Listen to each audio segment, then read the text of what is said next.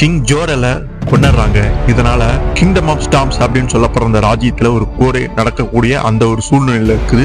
இதை எப்படியாவது தடுக்க போறாங்களா இல்ல வேற மாதிரியான பிரச்சனைகளுக்கு அது வழிவகுக்க போதா அப்படிங்கறது எல்லாமே அடுத்த 2 இஷ்யூக்கள்ல பார்த்து தெரிஞ்சுக்கலாம்.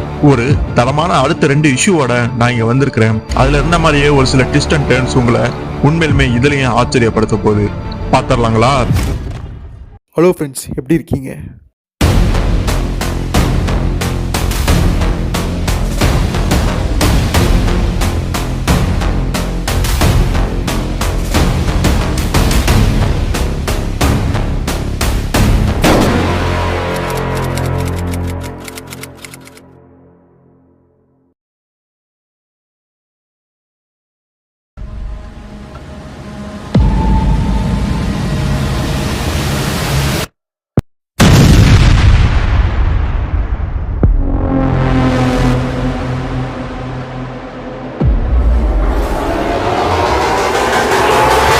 வானத்துல இருந்து ஒரு ஸ்டார் கீழே விழுகுது. அத ஏதோ ஒரு வீட்டுல இருந்து 2 பசங்க பாத்துக்கிட்டு இருக்காங்க. டெலஸ்கோப்ல வச்சு பாத்துட்டு இருக்காங்க. தூரத்துல ஏதோ ஒரு ஸ்டார் விழுந்திருக்கு அப்படின்னு. அது பேட்மேனுடைய ராபின்ஸ் தான். சோ அது கீழே விழுந்து அந்த இடத்தையே நாசம் பண்ணுது. கிரீன் கலர்ல பாத்தீங்கன்னா அந்த பிளேம்ஸ் அந்த விஷயங்கள் எல்லாமே இருக்குது. அது என்ன அப்படிங்கிறது சரியா தெரியல. இங்க ஏல்கோட்டை அங்க ஜோரல் ஏற்கனவே இறந்துருப்பாரு. அந்த கவலைகள்ல இருப்பாங்க. பட் இருந்தாலும் மூவ் ஆன் பண்ணி ஆகணும்ல. அடுத்த கட்ட நடவடிக்கை விஷயங்களை பத்தி எல்லாம் பேசுறாங்க.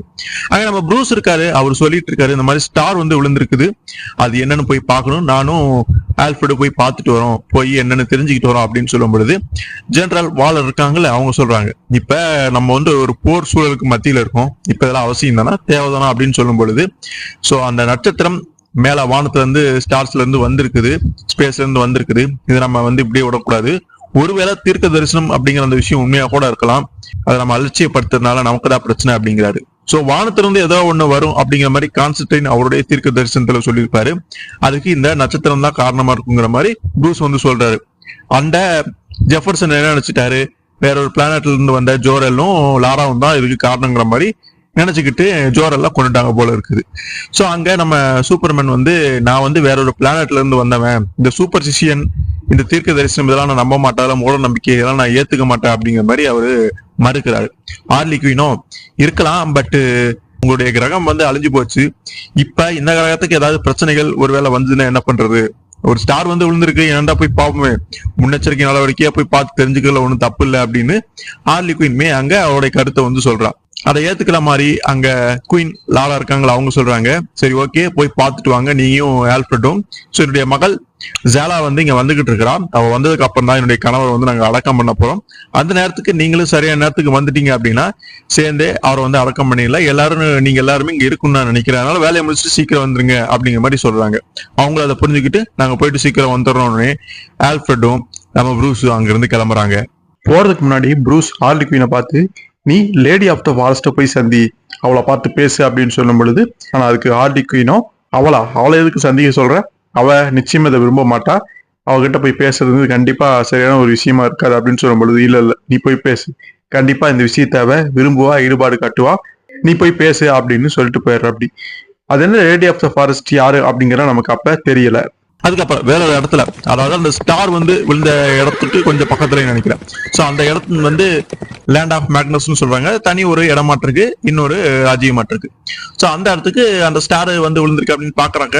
அந்த நாட்டை சேர்ந்த சில ட்ரூப்ஸ் எல்லாருமே அங்க வந்துகிட்டு இருக்காங்க.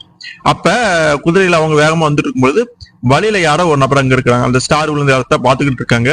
இங்க பாருங்க, நீங்க யாருன்னு தெரியல, இங்க இருந்து தள்ளி போங்க, நாங்க அதை பாக்கணும் அப்படின்னு சொல்லிட்டு அந்த நபரை கையால ஒதுக்கி விட்டு அந்த நபர் முன்னாடி போகணும்னு பாக்குறா. அப்படி அப்புறம் அந்த நபர் தலையில ஒரு துணியை போட்டிருப்பாங்க. அதை எடுத்துட்டு காட்டும் பொழுதுதான் தெரியுது அது அந்த சூப்பர் கேர்ள் தான், ஜாலா தான். சோ அவ சொல்றா. சோ அவளை பார்த்தோன்னே அந்த நபர் அங்க வாழை நீட்டுற. அப்படி அந்த நபரை மெட்டல் மேன் அப்படின்னு குறிப்பிடுறாங்க. ஒரு முக்கியமான நபராட்டு இருக்கு அந்த நாட்டுல. சோ அந்த நபர் சொல்றான், எங்களுடைய இடத்துல இந்த லேண்ட் ஆஃப் மேக்னஸ்ல உனக்கு என்ன வேலை, நீங்க என்ன பண்ணிட்டு இருக்க அப்படின்னு சொல்லும் பொழுது அதுக்கு சூப்பர்கள் ஒரு விஷயம் பண்றான்.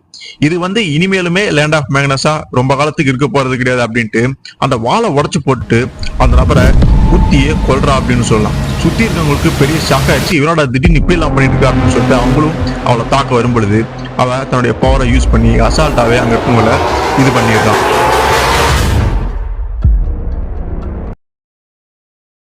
அடுத்து அமேசான் ஐலாண்ட்ல பார்க்கும் பொழுது அங்க நம்ம இன்ஃபார்மர் மாதிரி இருக்கக்கூடிய லூயிஸ் லேனை காட்சாங்க. அவ வந்து அங்க குயின் கிட்ட பேச வரான். ஹிப்போலிட்டா கிட்ட என்ன விஷயம் அப்படின்னு பார்க்கும் பொழுது கிங் ஜெஃபர்சனுடைய பையன் அந்த ஜேக்கப் இருப்பான்ல, அவன் வந்து இறந்து போயிருமா. அது காரணம் வந்து அவதான், ஜேலா தான். இந்த விஷயத்த சொல்லும் பொழுது ரொம்ப ஷாக்கிங்கா இருக்குது. ஏற்கனவே இப்பதான் கிங் ஜோரல் வந்து இறந்தாரு, அடுத்து ஜெஃபர்சனுடைய பையன் இறந்துட்டா அப்படிங்கும் பொழுது என்னடா நடக்குது இந்த ராஜ்யத்துல அப்படிங்கிற மாதிரி ஒரு குழப்பத்திலையும் அதிர்ச்சியிலையும் பயத்திலையும் அவங்க இருக்கிறத பார்க்க முடியுது.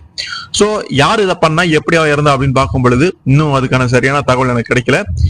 இதை விசாரிக்க போன என்னுடைய ஆட்கள் கிட்ட இருந்துமே முழுமையான தகவல் கிடைக்கல. ஆனா என்ன பொறுத்த வரைக்கும் இது ப்ரூஸோடைய ராபின்ஸ் அல்லது அவங்களுடைய அசாசினேஷன்ஸ் யாராவது ஒரு நபர் வந்து பண்ணிருக்கலாம் அப்படிங்கிறது என்னுடைய கணிப்புங்கிற மாதிரி லூயிஸ் லேன் தன்னுடைய கருத்தை வந்து சொல்றான். சோ அதனால அவங்களுக்கு இன்னும் விஷயம் வந்து முழுசா தெரியல அப்படிங்கிறது புரியுது. கூடவே இன்னொரு முக்கியமான ஒரு தகவலையுமே லூயிஸ் வந்து சொல்றான். கிங் ஜெஃபர்சன் வந்து இங்க வந்துட்டு இருக்காரு அப்படின்னு சொல்லும்போது அவங்களுக்கு இன்னுமே ஆச்சரியமா இருக்குது. மற்ற நாட்டுக்காரங்க இவங்களுடைய இடத்துல அமேசான் ஐலாண்ட்ல வந்து அத்துமீறி வந்து காலடி எடுத்து வைக்க கூடாது, அந்த மாதிரி உடன்படிக்கைகள் வந்து போடப்பட்டிருக்குது. எதுக்குடா கிங் ஜெஃபர்சன் வந்து இங்க வந்துட்டு இருக்காரு அப்படிங்கிறது புரியாம அவங்க இருக்கிறாங்க. இன்னும் சில மணி நேரங்கள் அவர் வந்துருவாரு, என்ன பண்ணலாம் அப்படின்னு லூயிஸ் கேட்கும் பொழுது சரி அந்த நபர் வரட்டும், அவர் நம்ம கரையிலேயே சந்திச்சு பேசுவோம், எதுக்காக வந்துருக்கான்னு கேட்போம், நீ போய் டயனாவை கூட்டு அப்படின்னு அங்க வந்து காய்ச்சாங்க. கடற்கரையில வந்து அந்த கிங் ஜெஃபர்சனுடைய ஷிப் வந்து அங்க வந்து நிக்குது. அவர் அப்பதான் இறங்கி வந்துட்டு இருக்காரு. பட் இங்க டயானாவும் இன்னொரு ஜெனரல் இருப்பாங்களே அவங்க ரெண்டுமே கிங்க வந்து அப்படியே கத்தி காமிச்சு தடுத்து நிறுத்துறாங்க. கூடவே ஜெஃபர்சன் கூடவே இருக்கக்கூடிய நம்ம கான்ஸ்டன்ட் அவருமே வந்திருக்கிறாரு.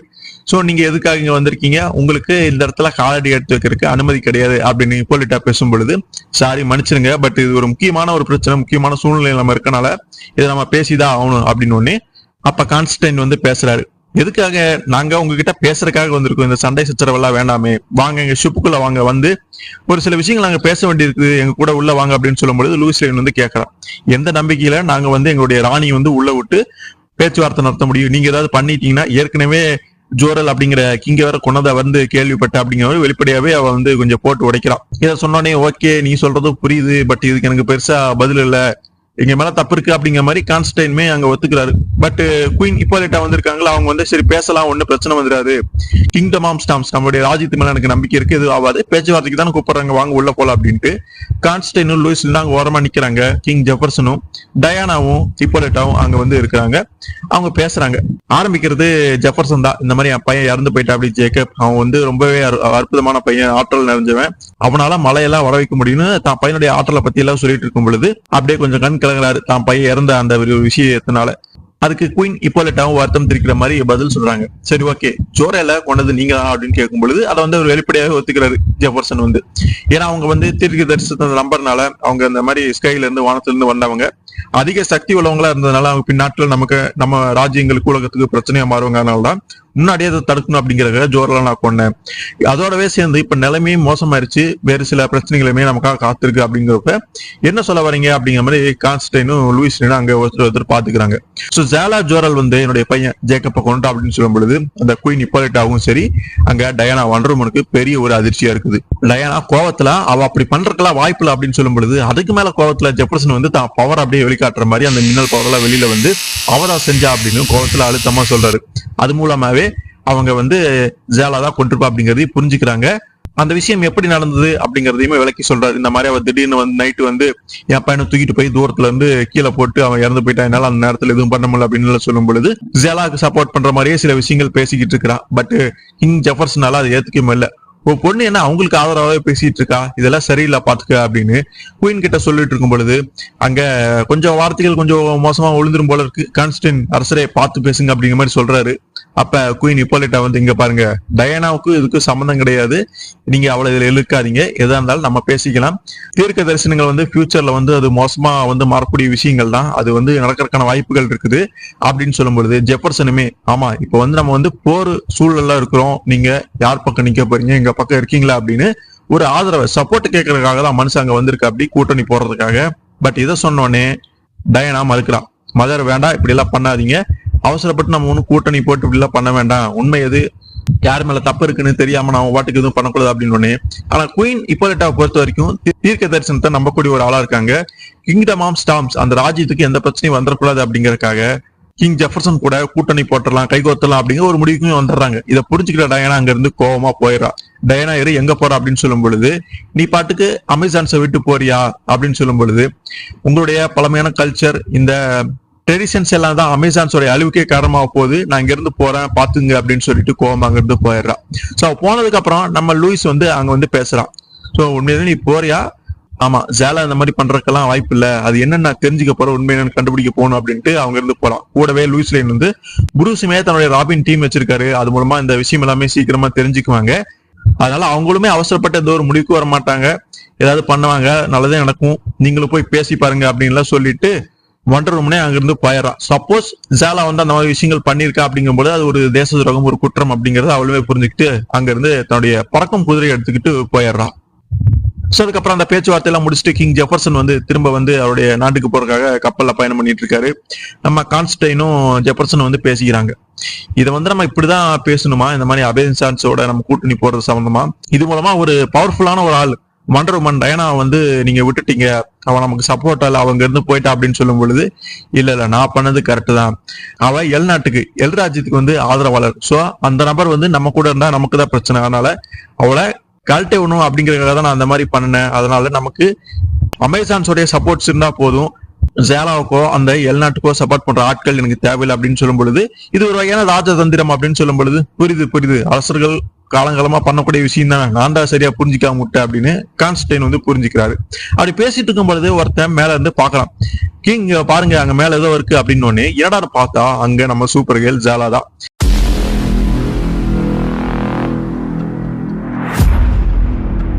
அவ எங்க இருந்து வரா, எப்படி போறா, என்னன்னே ஒண்ணும் புரியல. ஆக மொத்தத்துல எல் நாட்டுக்கு போன மாதிரியே தெரியல. இந்த மாதிரி அவங்க அப்பா இருந்துட்டு அப்படி இருந்து பாக்குற அந்த ஐடியா இருக்காரா என்னன்னே தெரியல. ஆனா நடக்கிறது எல்லாமே நல்லதுக்கு இல்லை அப்படிங்கிறது மட்டும் புரியுது. அவன் அங்க என்னடா பண்றா அப்படின்னு பார்க்கும்பொழுது, நீங்க அமேசான்ஸ் சந்திச்சு வந்திருக்கீங்க அதானே அப்படின்னு அவ கேட்கறான். இது அவளை பார்த்தோன்னே நம்ம கிங் ஜெஃபர்சனுக்கு பயங்கர கோவம் வந்துருது. தன்னுடைய பவரை ஃபுல்லா வந்து யூஸ் பண்ண ஆரம்பிச்சாரு. போன தடவை நான் கொஞ்சம் சரியான நிலையில இல்லை, அதனால உன்னை அட்டாக் பண்ண முடியல, ஆனா இப்ப நான் ரெடியா இருக்கவா பாத்துடலாம் அப்படின்னு தன்னுடைய பவரை ஃபுல் ஃபோர்ஸா யூஸ் பண்ணி ஜாலா வந்து அட்டாக் பண்ற அப்படி. அதனால தாக்கப்பட்ட அவ கீழே கடல் கடையில் விழுந்துடுறா. பட் எங்க போனா என்னன்னா அப்படிங்கிறது தெரியல. நம்ம கான்ஸ்டைனுமே அவருமே தன்னுடைய பவரை யூஸ் பண்ணிக்கிட்டு, இங்க பாருங்க யாராவது அவளை பாத்தீங்கன்னா சொல்லுங்க, இங்க இருக்க நல்லா கவனிங்க அப்படின்னு சொல்லிட்டு இருக்காரு. அப்ப திடீர்னு அந்த ஷிப்பே வந்தாங்க உடையுது. கடலுக்கடியில இருந்து கப்பலுடைய அடுத்தது இருந்து வேகமா போர்ஸா வந்து ஓட்டையவே போட்டுருவா போல இருக்கு. கப்பலே ரெண்டா பிறந்ததுன்னு சொல்லலாம். இதனால கிங் ஜெஃபர்சன் வந்து தன்னுடைய ஆட்கள் எல்லாருமே லைஃப் போர்ட்ஸுக்கு போங்க, எல்லாருமே பாதுகாப்பா இருங்க அப்படின்னு சொல்லிட்டு அங்க கத்திட்டு இருக்கும் பொழுது திடீர்னு ஒரு மரம், அதை எடுத்து கிங் ஜெஃபர்சனுடைய பின்னாடி இருந்து யாரோ ஒரு நபர் குத்திடுறாங்க. யாருன்னு பார்த்தா அது அந்த ஜேலா தான். இது உண்மையிலுமே நம்ம சூப்பர் கேர்ளா இப்படி வந்து ஆக்ரோஷமா கொடுமை சில விஷயங்கள் பண்ணிட்டு இருக்காளே அப்படின்னு நமக்கு அங்க நினைக்க தோணுது. அவ பாட்டுக்கு அந்த மரத்தை எடுத்து கிங் ஜெஃபர்சனை குத்தி அந்த நபரை கிட்டத்தட்ட ஒரு கொன்னரா அப்படின்னே சொல்லலாம். அவன் அந்த விஷயத்த பண்ணிட்டு அங்க இருந்து போயிடுறான். சோ கொஞ்சம் கூட எதுவுமே நம்ப முடியாத ஒரு சூழ்நிலைக்கு அந்த விஷயங்கள் இருக்குது.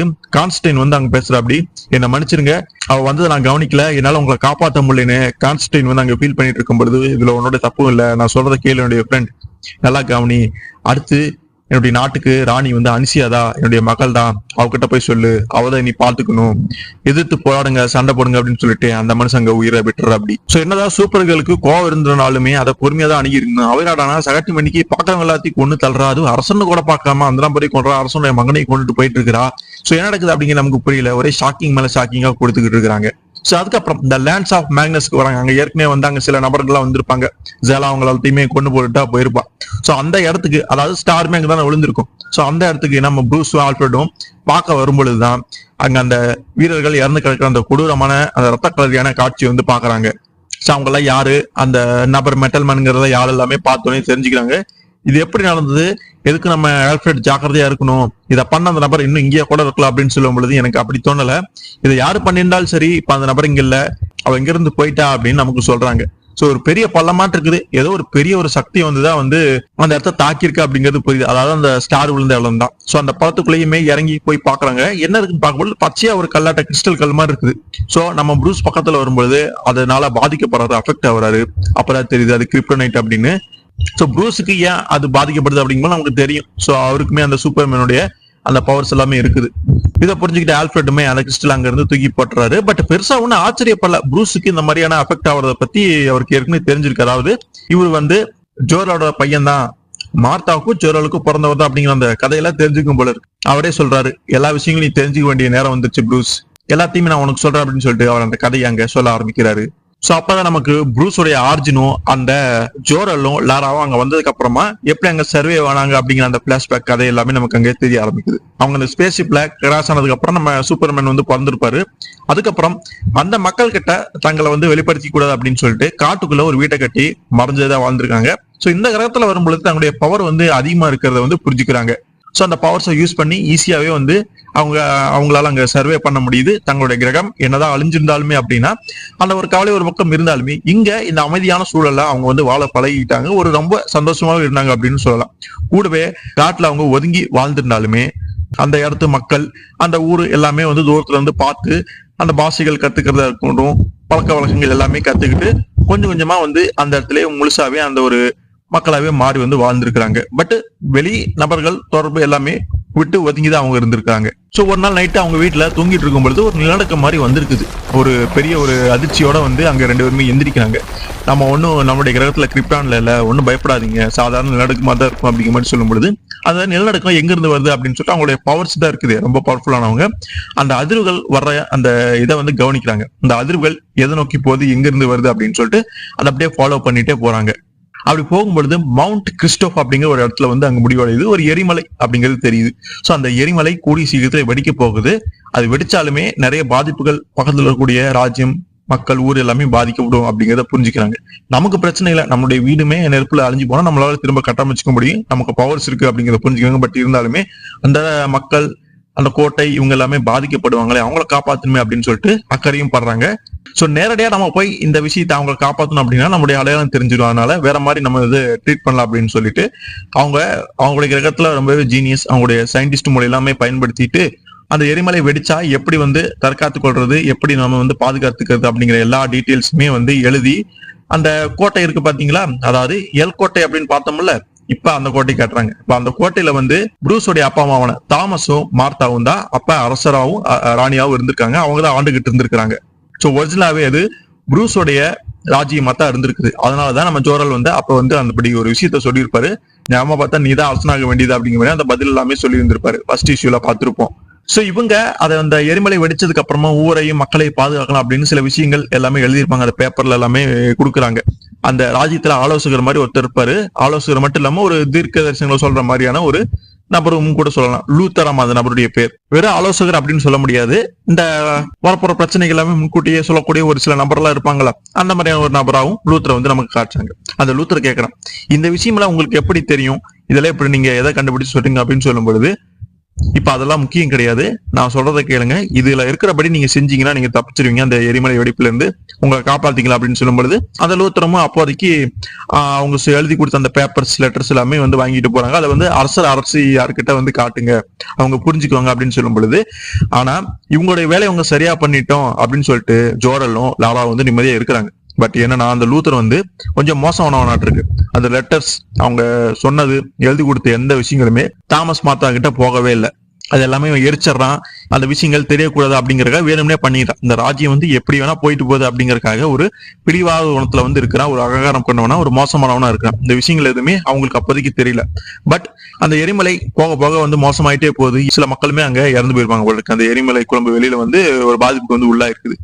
இதை வந்து பார்த்த ஜோரலும் லாராவும் வந்து நேரா வந்து கோட்டைக்கே வந்துடுறாங்க. நம்ம ஜோரல் வந்து பேசுறாரு, நான் சொன்னது எதுவுமே நீங்க பண்ணலையா லூத்தர், நான் உன்கிட்ட கொடுத்தேன்ல, அந்த விஷயம்ல ஏன் வந்து அது பத்தி நீங்க செய்யல அப்படிங்கிற மாதிரி. அப்படி அதுல என்னதான் இருக்கு அப்படின்னு பார்க்கும் பொழுது, எங்கெங்கெல்லாம் பல மாதிரி தொன்னா குழியெல்லாம் தோணும்னா அந்த நெருப்புகளை வந்து அந்த லாவா, அந்த நெருப்பு குழம்பு வரும் பாத்தீங்களா, அதெல்லாமே தடுத்து வேறொரு வழிபாதையெல்லாம் மாற்றுப்பாதையில அனுப்புற மாதிரியான சில திட்டங்கள், பிளானிங்கள், கால்குலேஷன் அடிப்படையில நிறைய விஷயங்களை வந்து பண்ணி எல்லாமே எழுதி கொடுத்திருப்பாங்க. பட் அது எதுவுமே அரசர்கிட்ட அந்த லூத்தர் காட்டாதனால இப்போ ஒரு கிராமமும் ஒரு சில மக்களுமே அங்க இறந்து போயிடுறாங்க. அங்க இருந்த தாமஸுக்கும் மார்த்தாக்கும் ஒண்ணுமே இல்லை. யார் இந்த மாதிரி வந்து என்னென்னமோ பேசிட்டு இருக்காரு அப்படின்னு சொல்லும் பொழுது, அந்த எரிமலை வந்து வெடிக்க போகுது, நீங்க எல்லாமே சாக போறீங்க, நான் வந்து இது சம்பந்தமா முன்னாடியே எச்சரிச்சிருந்தேன், ஆனா இந்த லூத்தர் உங்ககிட்ட எதுவுமே சொல்லல போல இருக்கு அப்படின்னு கோவமா சொல்லிக்கிட்டு இருக்காரு. ஆனா அதுக்கு அந்த லூத்தரோ லூஸ் மாதிரி பேசிக்கிட்டு இருக்கிறான். அதெல்லாம் உண்மை கிடையாது, இவர் என்னமோ பேசிட்டு இருக்காரு, நான் என்னுடைய நட்சத்திரங்கள் சொல்றதை கேட்டுதான் நான் எல்லா விஷயங்களும் பண்ணிட்டு இருக்கேன் அப்படின்னு ஜோசிக்காரங்க பேசுவாங்களா, அந்த மாதிரி அவன் பேசிக்கிட்டு இருக்கிறான். நீங்க என்ன முட்டாள்களா, ஏன் இந்த அளவுக்கு இதா இருக்கிறீங்க, நட்சத்திரம் எப்படி வந்து உங்களை காப்பாற்றும் அப்படின்னு அவருமே கோமாங்க சொல்லிட்டு இருக்காங்க. பட் அப்போதைக்கு அவர் சொன்னது எல்லாமே நம்பலினாலுமே ஸோ அவர் அப்படி பேசிட்டு இருக்கும் பொழுதே எரிமலை வந்து அங்க வெடிச்சிருது. அந்த சவுண்ட் அங்க வரைக்கும் கேக்குது. ஸோ இதை பார்த்தோன்னே நான் தான் சொன்னேன் பாத்தீங்களா, நீங்க கேட்கல, கிறிஸ்டாப் அந்த எரிமலை வந்து இப்ப வெடிச்சிருச்சு, இப்ப என்ன பண்ண போறீங்க அப்படின்னு லாரா அங்கதான் இருப்பாங்க குழந்தைய வச்சுட்டு இருக்கும் பொழுது, இங்க பாருங்க இதை நம்ம இப்படி ஒட்டக்கூடாது, நம்ம இவங்களை காப்பாற்றணும் அப்படின்னு நம்மளுடைய அடையாள வெளியே தெரிஞ்சுமே என்ன பண்றது அப்படின்னு இல்ல அதுக்கெல்லாம் இப்ப நேரம் இல்ல, அதெல்லாம் பார்த்துட்டு இருக்க முடியாது அப்படின்ட்டு நேரடியாவே களத்துல வந்து இறங்குறாங்க ஜோரலும் லாராவும். இதை பார்த்த லூத்தர் அவங்களை பிடிங்க, அவங்க தேவையில்லாம இங்க வந்து பிரச்சனை பண்ணிட்டு இருக்காங்க அப்படின்னு சொல்லும் பொழுது அவங்க எல்லாமே ஈஸியாவே தகர்த்துக்கிட்டு லாரா முன்னாடி வந்து நிக்கிறாங்க. அந்த ஈட்டிகள்னால அவளை தாக்கணும்னு பாக்குறாங்க. பட் ஈட்டிகள்லாம் உடஞ்சு போறது, வளைஞ்சிருது, ஒண்ணு வந்து பண்ண முடியல. அந்த கிரகத்துல அவங்க ரொம்ப பவர்ஃபுல்லா இருக்கிறாங்க. சோ தாமஸும் மார்த்தாவும் இங்க ஏதோ ஒரு பெரிய ஆளுங்களாட்டு இருக்கு, கடவுள் ரேஞ்சுக்கு வந்து நினைக்க ஆரம்பிச்சிட்டாங்க.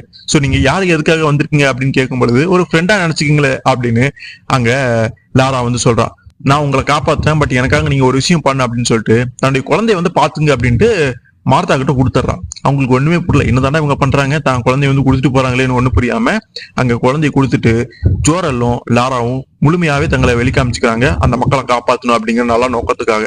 ஸோ அவங்க பவர்ஸ் யூஸ் பண்ணி அங்கிருந்து பறந்து போய் அந்த எரிமலை கிட்டையுமே வந்துடுறாங்க. ஸோ என்ன செய்யணுமோ அதை வந்து சரியா செய்யறாங்க. மக்களை பாதுகாக்கிறதுக்கு என்னெல்லாம் பண்ணுமோ எல்லாமே பண்றாங்க. அந்த எரிமலை வந்து நெருப்பு வந்து எங்கேயும் போகக்கூடாது, அதோடைய ஃபிளேம்ஸ் வந்து எங்கேயும் பரவக்கூடாது அப்படின்னு சொல்லிட்டு அந்த எரிமலையை வந்து அங்கங்க உடைக்கிறாங்க, தூளாக்குறாங்க, பீஸ் ஆகுறாங்கன்னு சொல்லலாம். அதனால அந்த எரிமலை வந்து வெடிச்சு பெரிய ஒரு பாதிப்பு அந்த ஊருக்கு போகாதபடி அங்கேயே வந்து கம்ப்ளீட்டா வந்து அடிச்சு தகர்க்காங்க அப்படின்னு சொல்லலாம். முழுக்க அவங்களுடைய பவர்ஸ் யூஸ் பண்ணி அப்படி ஒரு விஷயத்த பண்ணிடுறாங்க. இதனால அந்த ஊர் மக்கள் எல்லாருமே வந்து காப்பாற்றப்பட்டுறாங்க. ஸோ அதனால அந்த ஊர் மக்கள் வந்து அவங்கள ஹீரோஸா வந்து கொண்டாட ஆரம்பிச்சிடுறாங்க. அதுக்கப்புறம் அந்த லூத்தர் இருப்பாங்களா, அவனை வந்து நாடு கடத்திடுறாங்க. இதுக்கு மேல நீங்க தேவையில்லை அப்படின்னு சொல்லிட்டு அனுப்பிச்சு விட்டுறாங்க. ஏன்னா நீ வந்து பொய்யான விஷயங்களையும் இந்த நாட்டுக்காக உண்மையா வந்து நீ இல்லை அப்படின்னு வெளியில துரத்திடுறாங்க. இது அவனுக்கு சுத்தமா பிடிக்கல. ஒரு பயங்கர கோவம், பழிவாங்கணும் அப்படிங்கிற வெறியில இருக்கிறது எல்லாமே நம்மளால பார்க்க முடியுது. அந்த லூத்தரை வெளியே அமிச்சதுக்கு அப்புறமா அந்த லூத்தரை யாருமே பார்க்கல.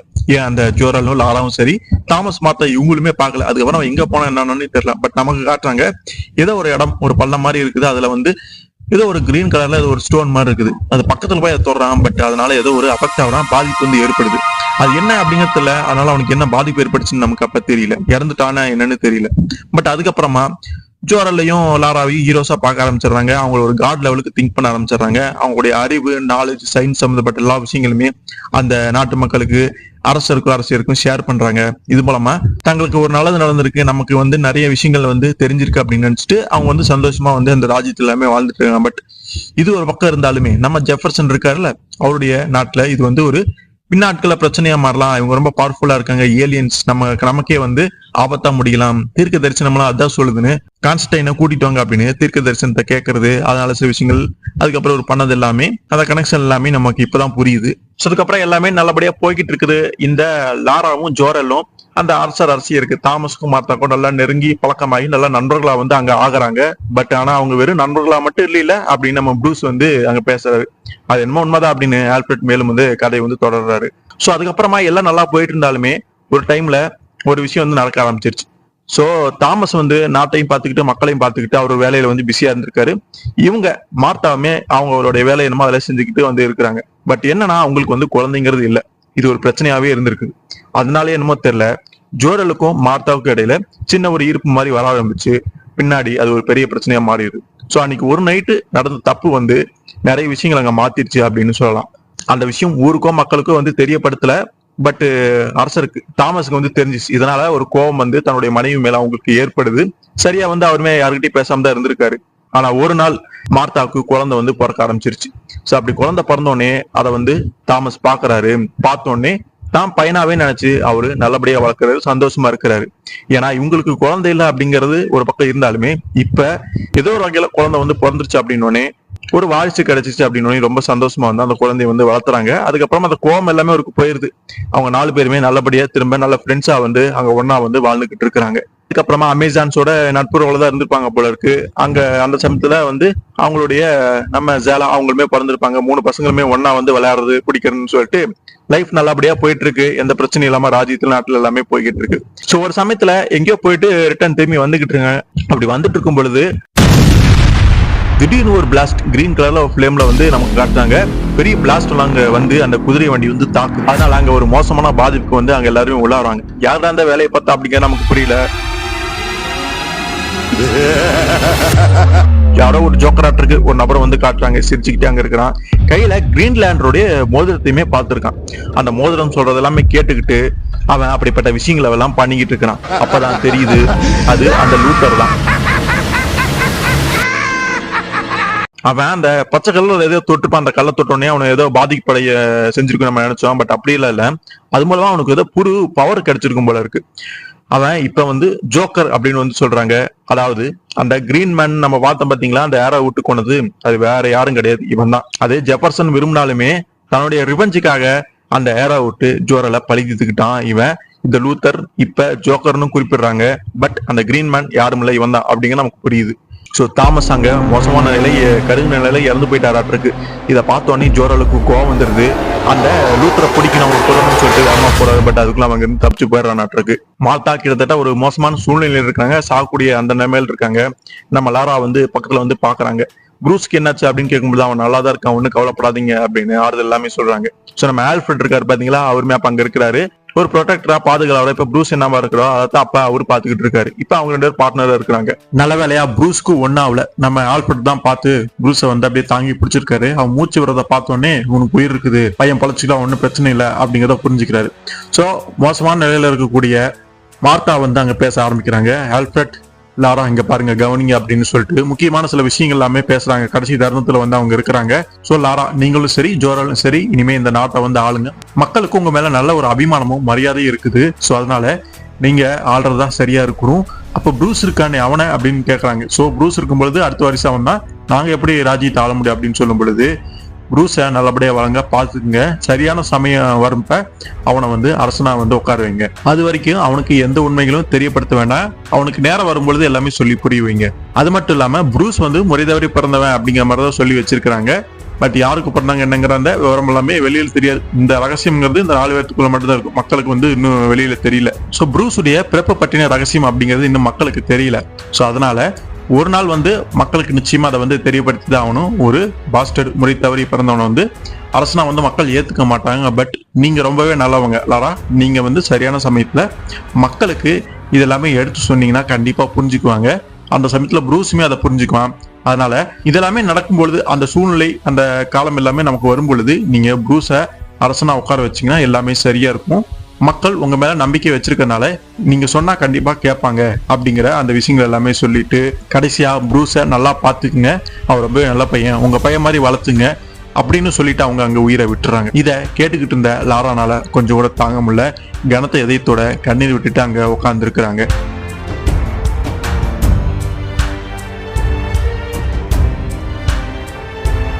இதோட நம்ம ஆல்ஃபிரட் வந்து அந்த கதையை வந்து சொல்லி முடிக்கிறாரு. ஸோ அதனால ப்ரூஸ், இங்க பாரு, உன் மனசுல எந்த குழப்பமும் வேண்டாம். நீ வந்து மார்த்தா தாமஸோடைய பையன்தான். அதே சமயத்துல ஜோரலுக்கும் மார்த்தாவுக்கும் பிறந்தவன் தான். அதுல எந்த மாற்றமும் இல்லை. 4 பேருக்குமே நீ ஒரு பையன் தான். 4 பேருமே உன்னைய பையனா தான் பார்த்தாங்க, தான் சொந்த பையனா தான் பார்த்தாங்க. அதனால உனக்கு இந்த மாதிரி பவர்ஸ் இருக்கு, இதனால நானும் வந்து கெட்டவனோ இல்லை மோசமானவனோ அப்படின்லாம் நீ நினைக்க வேண்டாம். நீ வந்து பாக்குறது தப்பா இருக்குது. மேஜிக் இருக்கக்கூடிய எல்லா நபர்களுமே, யூஸ் பண்ணக்கூடிய எல்லா நபர்களுமே தவறானவங்க அப்படின்னு நம்ம எடுத்துக்கூடாது. அந்த அடிப்படையில அவங்க எல்லாமே பிடிச்சி சரி பிடிச்சு வச்சிருக்கிறோம், அது எல்லாமே சரி கிடையாது. நீயும் மோசமானவெல்லாம் கிடையாது. நீ வந்து உன்னைவே தாழ்த்திக்காத, குற்றம் சாட்டிக்காத. அதனால மனசுல இருக்கக்கூடிய எல்லா குழப்பங்கள், கேள்வி எல்லாத்தையுமே தூக்கி எறிஞ்சிட்டு அடுத்து என்ன செய்ய போறோமா அதை பார்ப்போம் அப்படின்னு சொல்லிட்டு கிளம்புறாங்க. நீங்க ஏதாவது பிளான் வச்சிருக்கீங்களா அப்படின்னு ப்ரூஸ் கேட்கும்பொழுது, என்கிட்ட ஒரு பிளான் இல்லைனாலும் என்கிட்ட ஒரு அரசன் இருக்கிறான், எங்களுக்கு ஒரு அரசன் இருக்கிறான் அப்படின்னு ப்ரூஸை பார்த்தபடி சிரிச்சுக்கிட்டே சொல்றாரு. அதாவது அரசனே என் கூட தான் இருக்கிறதுனால எந்த பிரச்சனைகள் வந்தாலும் அதை ஈஸியாவே சமாளிச்சிடலாம் அப்படிங்கிற அந்த ஒரு தெம்பு தைரியம் ஆல்ஃபிரட்டுக்கு இருக்கிறத பார்க்க முடியுது. 2 பேருமே குதிரை எடுத்துட்டு அங்க இருந்து கிளம்புறாங்க.